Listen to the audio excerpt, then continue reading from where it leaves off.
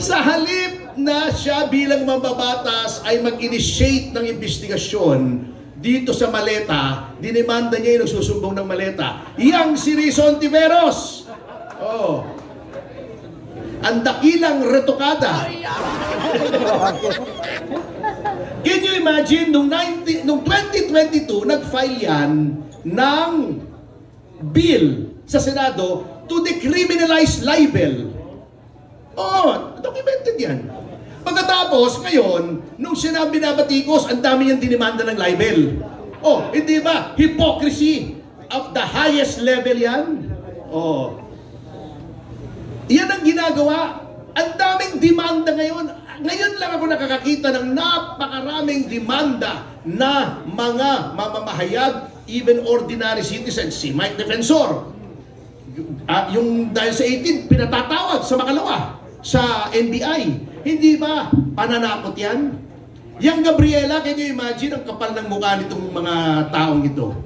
Women's Month ba? Ginagalang natin ng mga babae, pero ginagamit nila yung Women's Month eh. Yan ay kapastusan din kung gagamitin mo as a prop. Sumulat sa stasyon namin. Dapat daw patigilin kami sa pagbabati ko sa Gabriela. Ano nangyari sa freedom of expression, which is one of the most fundamental rights in a republican and democratic system? Yan po ang nagiging problema natin. Okay, pangatlo. Siyempre, hindi na natin kailangan pagkahabaan ito. Corruption. Not only corruption, sapagkat yung corruption, lagi namang meron yan eh. Even in the best of countries, meron.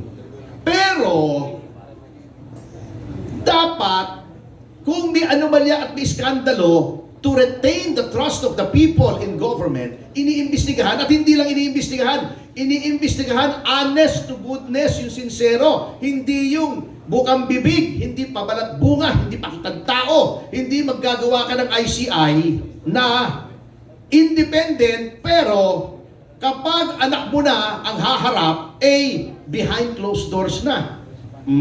Pagkatapos, natatawa pa ako eh. Etong spokesman ng Malacanang. Nandito yata yung pinsan nitong spokesman ng Malacanang, di ba si attorney, deputado? Di ba nandito? Ito, oh. Di ba half cousin niyo yung spokesman ng Malacanang? Yun naman, si attorney,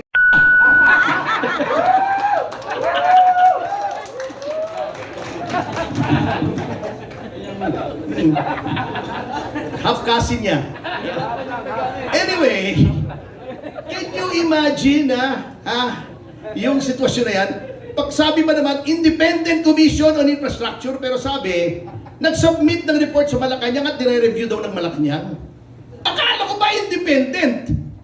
Niloloko tayo, mga kasama. Pagkatapos na naghihiling ng ICI, si Vince Dizon na alter ego ng presidente, lagi nandoon. Siya nag-iimbestiga, paano naging independent? Niloloko lang tayo, mga kasama. Which brings me to the fourth and last situation natin na apektado tayong lahat, yung ating ekonomiya. Alam niyo po, yung kanilang laging sinasabi na tayo ay maraming resources, maraming talented na mga tao, workforce, etc. Alam niyo po, lahat ng bansa, marami po yan. Ang isang alas na kailangang magkaroon ang isang bansa ay kumpiyansa ng investors, kumpiyansa sa gobyerno, kumpiyansa na kapag nagpasok sila ng pera rito at nagbayad sila ng buwis, hindi na nakawin yung buwis.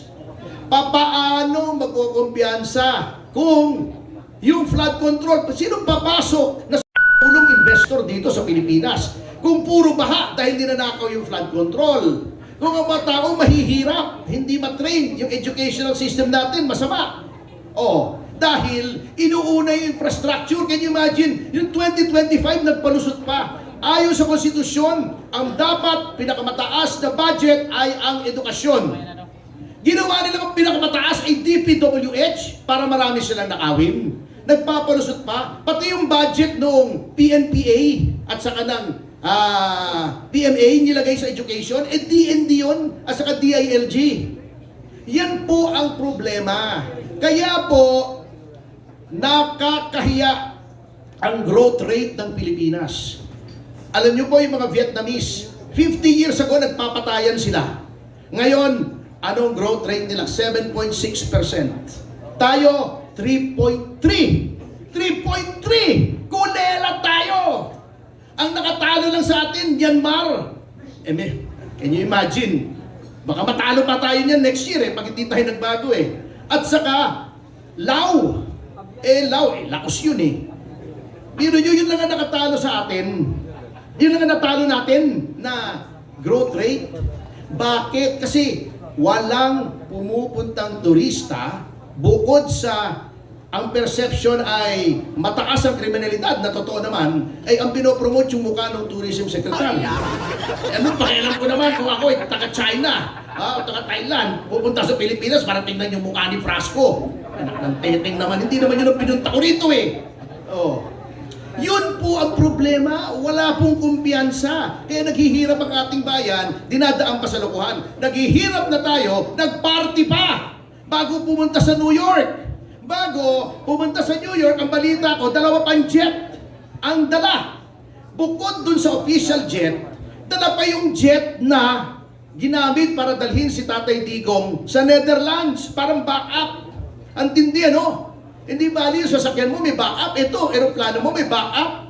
At ang nagtanong ako sa mga kaibigan ko sa aviation industry, 31 million daw bawat aeroplano ang gastos. Can you imagine? Ang mga tao, hirap na hirap, ang taas ng presyo ng gas. Gagastos ka ng ganoon para lang 2 aeroplano mo sa luho mo. Yan po ang insensitiveness ng government. Yan po ang mabigat. Ngayon, ang problema, delikado po tayo ngayon. Sinasabi ko, baka hindi nare-realize ng Malacanang yan. Sapagkat ano bang sitwasyon ngayon overall? Ang daming galit na mga kababayan natin. Ang daming galit. However, yung mga usual na napagsusumbungan nila, yung House, mas inuuna pa yung impeachment kaysa mag-imbestiga ng anomalya. Yung Senado, hindi pa nakakausap yung Marines. Wala na daw. Hindi na daw credible, sabi ni Ping Lacson. Paano ka magsusumbong yung Blue Ribbon Committee chairman mo? Hinusgahan na yung testimony ng 18. Hindi pa nga humaharap. At saka si Ping Lacson, tinatanong ni Marcoleta yung witness, siya sumasagot. Saan ka tatakbo? Yung ombudsman, tuta nila. I'm not miss words here. Tuta nila yun. Obvious naman Meron bang magsasabing? Meron man naniniwala na si Remulla hindi tuta ng Malacanang. Kung meron ditong naniniwala, meron akong tulay ibebenta sa inyo. Mura lang sa tabi ng Malacanang. Yung COMELEC, ganun din. Yung mga talagang nanalo, ayaw iproklama. Yung gusto nila, ang pinoproklama, yung Duterte Youth. 2.3 million votes, 3 seats. Anong nilagay? Gabriela? Yung kalaban ni Abante. Panalo yung kalaban ni Abante. Si Abante nilagay. Yun po ang mabigat. Sapagkat, kapag ang pakiramdam nating mga Pilipino ay wala na tayong mapuntahan, parang tubig yan Parang dam yan Pag wala na mapuntahan, naiipon ng tubig, sasabog po yan. Mga kasama, ayaw naman natin yan sapagkat ayaw natin ng dahas. Gusto natin sa 2028 ay mapalitan ang pamahalaan. Kaya mga kasama, huwag po tayong papayag na dayain po tayo sa 2028. Dapat sa sobrang lakas natin, kahit anong pandaraya, ay hindi kayang talunin. Yan po ang pakay nitong kampilan. Dapat overwhelming, parang flood control, parang baha.